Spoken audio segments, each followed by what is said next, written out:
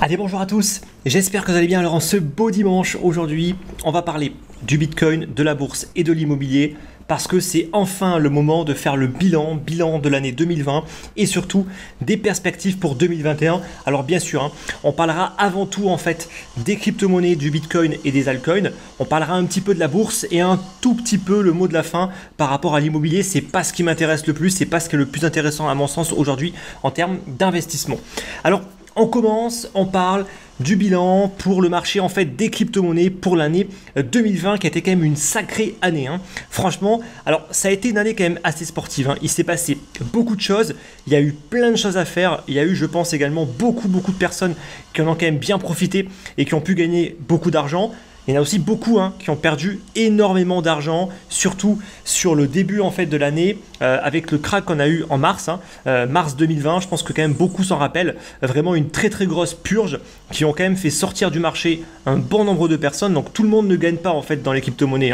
Ça pour le coup c'est un mythe. Par contre, si on applique des bonnes stratégies, qu'on est cohérent, lucide et rationnel, il n'y a pas de raison en fait pour que ça ne fonctionne pas. Alors l'une des plus, je pense, grandes réussites aujourd'hui par rapport à mes investissements, ça a été avant tout de partir en fait sur une stratégie full Bitcoin. Donc moi, vraiment, je n'ai pas en fait de fiat, j'ai mon portefeuille qui est uniquement composé de Bitcoin et l'objectif c'est de trader ce Bitcoin contre les altcoins pour surperformer le Bitcoin et donc accumuler davantage de BTC. Donc clairement en fait ça a été payant. Premier point, pourquoi? Parce que le Bitcoin a eu une performance de dingue. Donc en fait moi dans le pire des cas en fait mon portefeuille ne fait que suivre le Bitcoin. Donc si par exemple je prends aucune position, et ben en fait je suis le Bitcoin et la performance du Bitcoin a été quand même assez vraiment remarquable pour l'année 2020. Donc rien que pour ça, ça a été extrêmement intéressant en fait de partir sur une stratégie comme ça. Le deuxième point, ça a été le trading des altcoins contre le Bitcoin. Ça a été intéressant, mais ça aurait pu être mieux. En tout cas, j'aurais pu mieux agir parce que j'ai mis un petit peu de temps à changer de stratégie. Alors, pour vous expliquer un petit peu, moi j'étais vraiment en fait parti sur une stratégie pour faire du swing trading sur du moyen long terme, pour vraiment essayer de me positionner au début d'une alt season qui n'a pas eu lieu en 2020. Et donc, j'essayais en fait systématiquement de me positionner sur des beaux signaux acheteurs. Le prix commençait à partir et après, il se passait quoi? Systématiquement, ça retraçait. Donc ça retraçait. Donc très souvent, je me faisais sortir à break-even, donc ça veut dire pas de perte, mais pas de plus-value non plus. Ou alors au mieux, je sortais avec une toute petite plus-value. Quand je voyais en fait que ça se retournait fortement, j'attendais pas en fait de me faire sortir, je sortais. Mais bon, honnêtement, c'était pas forcément ça en fait qui m'a fait gagner beaucoup plus de Bitcoin. Donc clairement, j'ai dû en fait me réadapter et partir sur des stratégies à beaucoup plus court terme parce que les altcoins, elles ont des tendances qui sont quand même extrêmement courtes. Il peut y avoir des vagues haussières qui peuvent durer quelques jours voire quelques semaines contre le Bitcoin, mais rien de vraiment durable, pas de tendance haussière en tout cas des principales altcoins contre le Bitcoin. Donc vraiment ça a été quelque chose qui m'a forcé vraiment à devoir évoluer en fait dans ma stratégie, à beaucoup plus me concentrer en fait sur le court terme parce que ce n'est que ça en fait qui a correctement fonctionné durant toute l'année de 2020. On a eu ensuite la vague DeFi qui a également été uniquement intéressante que pour ceux qui ont joué à court terme.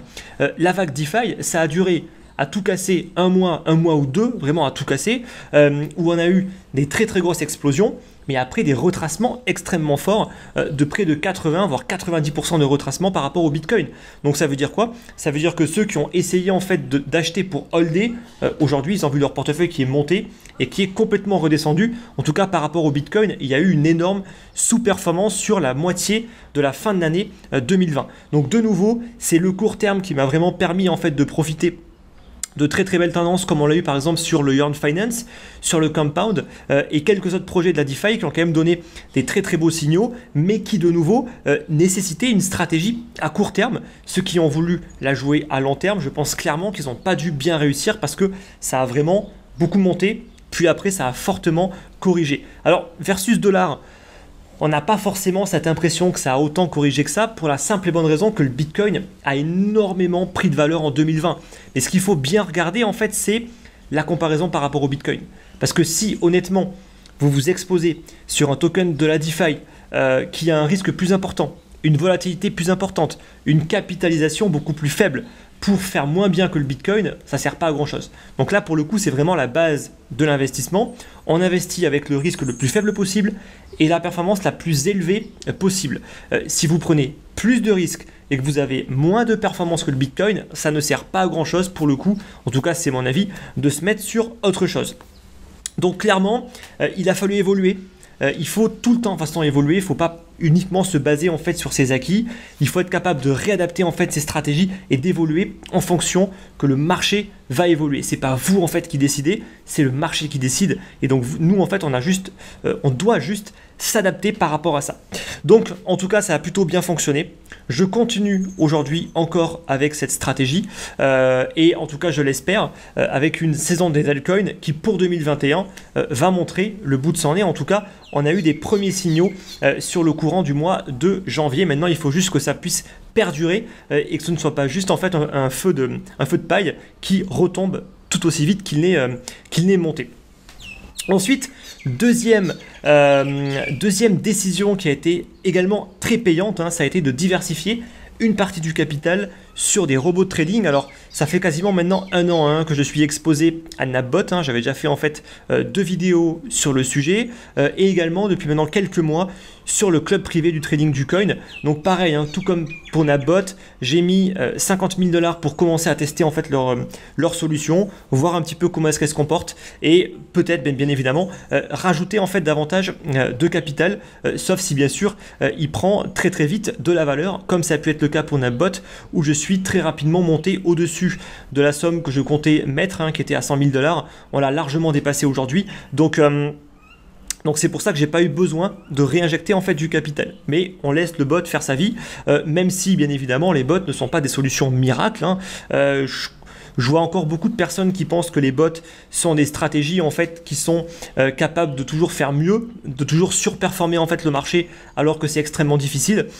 Quand il n'y a pas de contexte de marché suffisamment, on va dire, favorable pour surperformer le Bitcoin, et c'est pas simple. Les bots ne sont pas des méthodes miracles, donc ils appliquent tout simplement des stratégies de trading classiques, tout comme un humain peut appliquer une stratégie de trading. Donc il n'y a pas forcément, on va dire, de grandes surprises par rapport à leur comportement. Certes, Napbot et le club privé auraient peut-être pu faire mieux, mais comme n'importe qui peut toujours faire mieux en fait, j'ai envie de dire.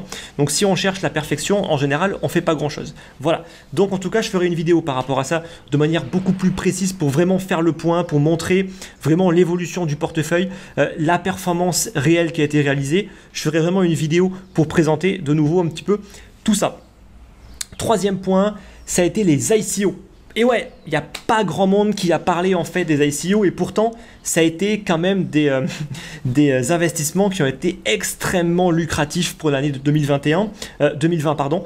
Donc il y a eu 4 ICO que moi j'avais recommandé, notamment dans mon groupe privé et également parmi les conférences en ligne que j'organise. Donc justement le groupe privé qui jusqu'à présent était complètement fermé, ça fait plus maintenant d'1 an qu'il est complètement fermé, on va le réouvrir pour toutes les personnes qui sont membres premium de Club Invest. Donc si ça vous intéresse, vous trouverez le lien pour rejoindre Club Invest. Le lien est juste dans la description. Donc 4 ICO, Avax, NIR, The Graph et The Flow, qui ont été quand même des très belles ICO. Il n'y a pas eu beaucoup de bruit par rapport à ça et pourtant il y a eu quand même de très belles performances, vous pouvez aller vérifier ça, mais ça a été quand même vraiment de très belles perfs. C'est tout de suite des x2, x3, x4. Alors parfois avec des tokens qui vont être bloqués sur une certaine période, parfois non, tout comme le NIR. Pour le coup, les tokens n'ont pas été bloqués très longtemps. The Graph, c'est pareil. The Graph, ça a été une erreur. J'ai fait une erreur de débutant, honnêtement. Donc, j'ai pas pu y participer. Vraiment, c'est une erreur de débutant. Pourquoi? Parce que jusqu'à présent, en fait, la plupart des ICO, comme Avax, comme NIR, comme Flow, en fait, passent par des plateformes qui sont complètement centralisées. Donc, on n'est plus du tout en fait sur les ICO classiques comme on a pu avoir en 2017, où là, il fallait qu'on prenne son ledger ou son portefeuille et qu'on envoie directement les Ethers sur un smart contract.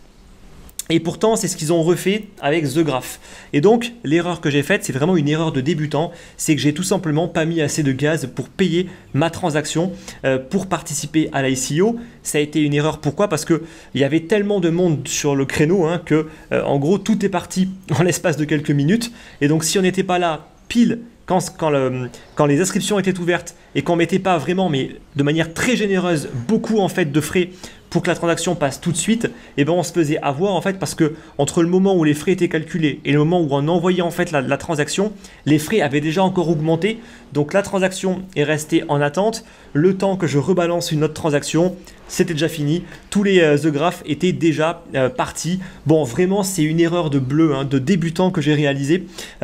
Tout simplement parce que j'ai un petit peu perdu la main par rapport à ça et que ça faisait quand même plusieurs années que j'avais pas participé à des ICO comme ça. En général, c'est via les plateformes centralisées, en fait, comme sur CoinList par exemple, où on dépose tout simplement les fonds, on investit, et il n'y a plus du tout en fait ce problème-là qui est lié à la décentralisation.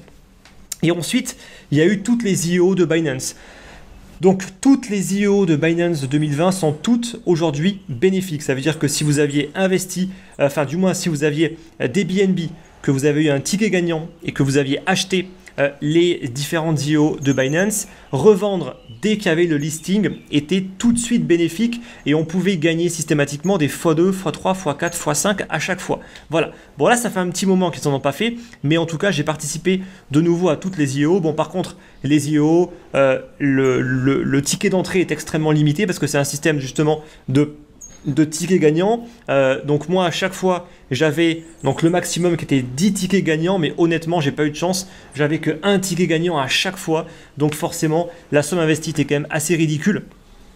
C'était quelques centaines de dollars, donc forcément le gain ne peut pas forcément être très important.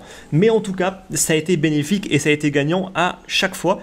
Donc mine de rien, très souvent, ça faisait quand même quelques milliers de dollars de plus-value. Donc on va quand même pas cracher en fait dessus.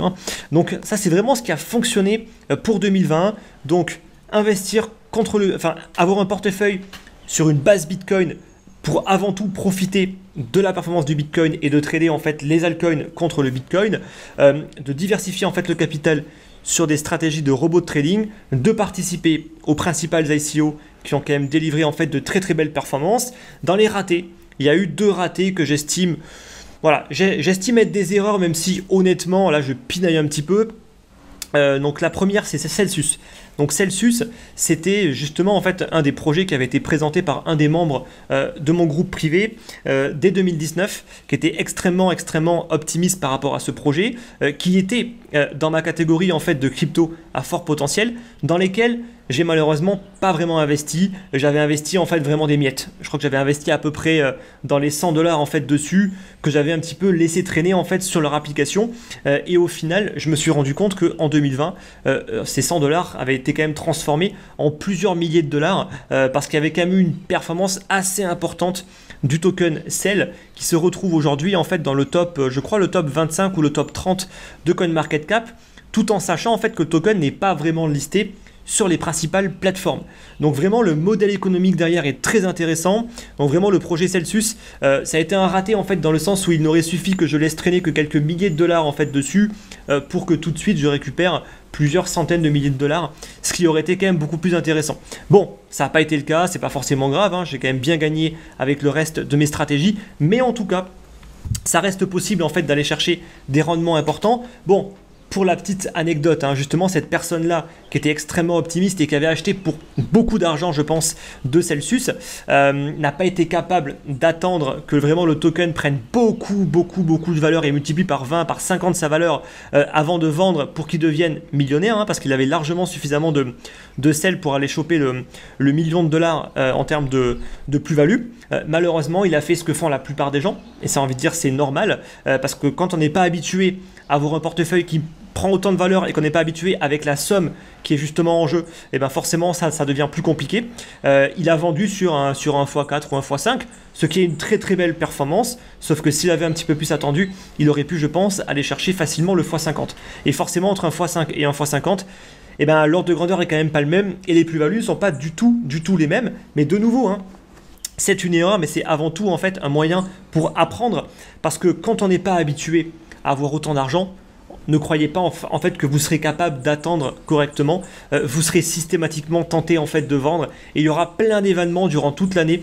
Si c'est pas le crack de mars, ce sera autre chose qui vont vous faire paniquer et vous faire soit prendre des plus-values, soit carrément sortir de position. Moi, j'avais tout simplement oublié en fait que j'avais foutu en fait cet argent-là et c'est pour ça aussi que j'ai pas du tout suivi en fait ce qui s'était passé et je me suis rendu compte qu'après qu'il y avait eu une très très belle performance. Donc si j'avais mis par exemple 50 000 $ sur Celsius, je suis peut-être pas certain en fait que j'aurais complètement oublié que j'avais mis de l'argent sur Celsius et que j'aurais pas un petit peu surveillé. D'accord? On est humain, donc c'est aussi normal en fait de réagir comme ça.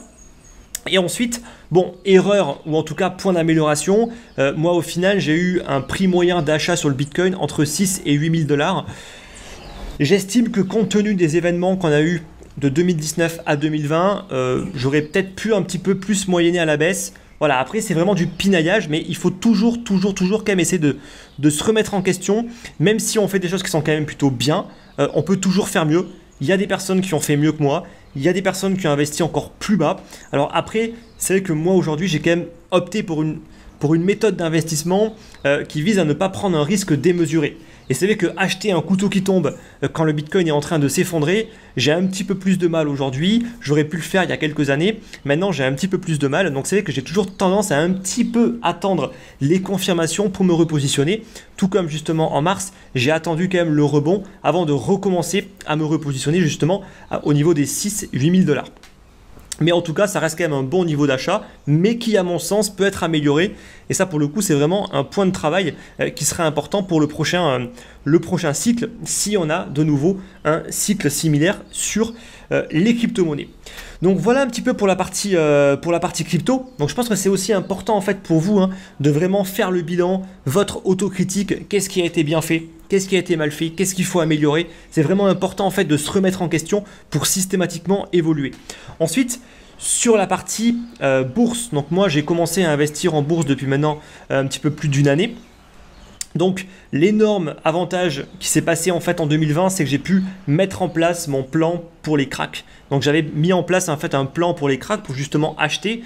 Donc cette fois-ci un couteau qui tombe, chose que j'avais même je crois partagé en fait dans une de mes vidéos YouTube. Donc clairement ça a été ultra bénéfique d'acheter un couteau qui tombe sur des niveaux en fait qui sont définis par une stratégie, bien évidemment, stratégie en fait qui est expliquée dans la formation justement que j'ai sortie en mi-année 2020, ma formation Très bon père de famille, dans laquelle j'explique toute ma stratégie en fait pour m'exposer au marché boursier. Donc on est quand même sur une performance pour l'année 2020 qui est assez importante, plus 40%. Donc c'est quand même pas si mal pour une première année en tout cas dans les marchés avec la crise du Covid. Je trouve que c'est quand même pas si mal. Alors j'avoue que j'ai quand même du mal à comprendre un petit peu comment font les gens pour n'avoir que quelques pourcents de performance quand je vois en fait la performance qu'on a eue sur le marché action depuis mars en fait. Depuis mars quand même les marchés ils ont eu une performance de dingue. Donc c'est vrai que pour le coup vous allez me dire c'était plutôt cohérent en fait de faire une belle perf. Forcément les marchés ils ont quand même beaucoup aidé par rapport à ça. Mais en tout cas ça m'a beaucoup aidé d'avoir une stratégie plutôt claire sur qu'est-ce qu'il faut absolument mettre en place lorsqu'on a un crack boursier et ça a plutôt bien fonctionné même si j'aurais pu m'exposer en fait davantage durant le crack et je ne l'ai pas fait parce qu'on n'est pas allé suffisamment bas pour aller chercher en fait mes dernières targets d'achat. Dommage, j'ai vraiment espéré qu'il y ait de nouveau en fait une vague baissière qui n'a jamais eu lieu et c'est aussi pour ça qu'il est important de toujours partir du principe qu'on ne sait pas ce qui va se passer et on ne sait pas en fait si peu importe le contexte de marché, les marchés vont encore baisser, ils n'ont pas justement baissé et j'en connais beaucoup qui n'ont pas acheté, qui ont attendu justement que ça aille encore plus bas, ça n'est jamais allé plus bas, donc malheureusement pour eux, ils n'ont pas pu correctement se positionner. Donc moi j'ai prévu de continuer mes investissements mais pas d'injection supplémentaire d'argent. Je pense quand même que les marchés aujourd'hui sont extrêmement hauts. J'aurais pas pu parier en fait qu'ils prennent autant de valeur. Donc je suis pas non plus ultra à l'aise honnêtement avec les marchés financiers. Je suis beaucoup plus à l'aise avec le marché des crypto-monnaies, en tout cas pour être beaucoup plus investi. Dans le marché boursier, voilà, j'ai foutu l'argent que je voulais y mettre, mais vraiment pour l'instant je compte pas du tout mettre plus d'argent.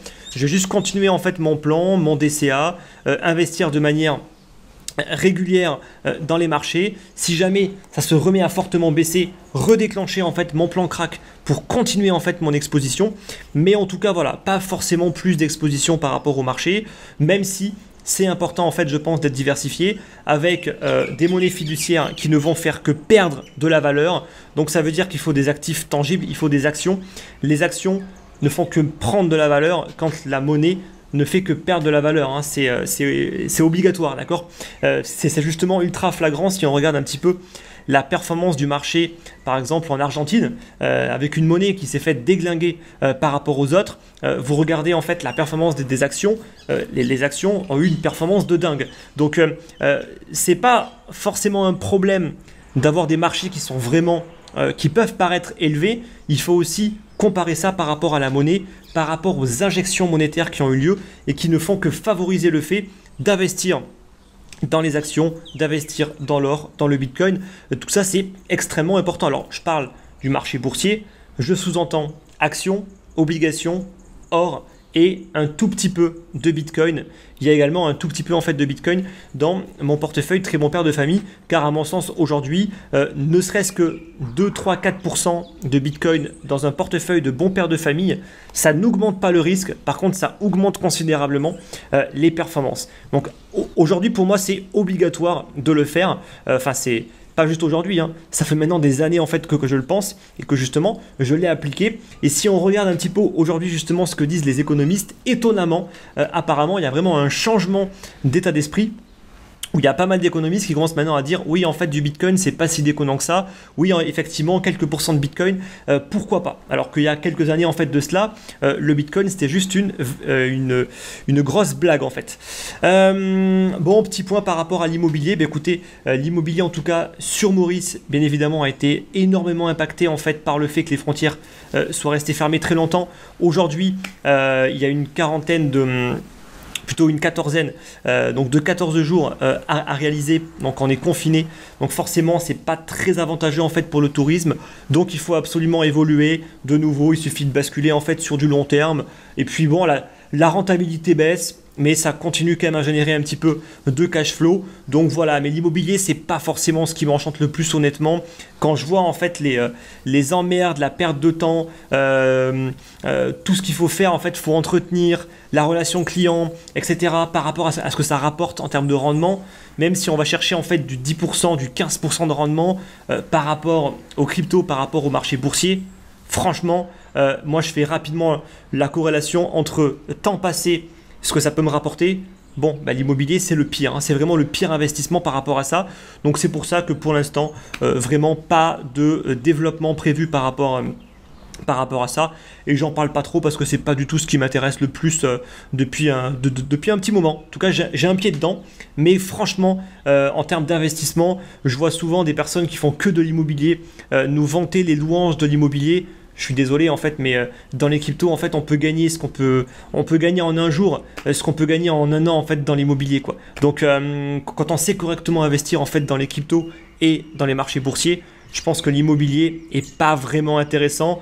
Peut-être que ça peut être un investissement plaisir pour certains, mais franchement pour aller chercher de la grosse rentabilité, c'est vraiment pas ce qui est le plus intéressant. En tout cas c'est mon avis, hein.